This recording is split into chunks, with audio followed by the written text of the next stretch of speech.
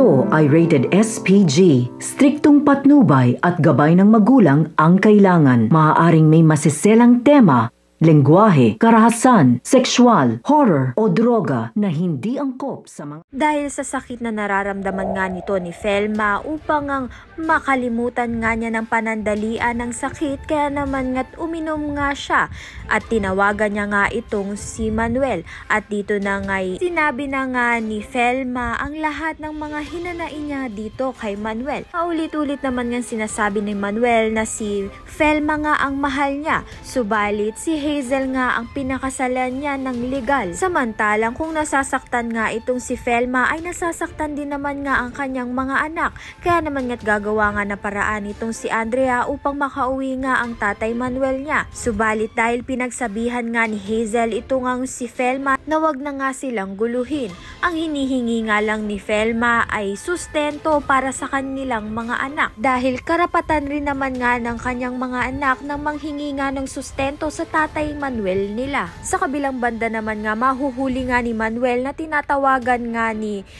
Hazel ito ngang si Felma.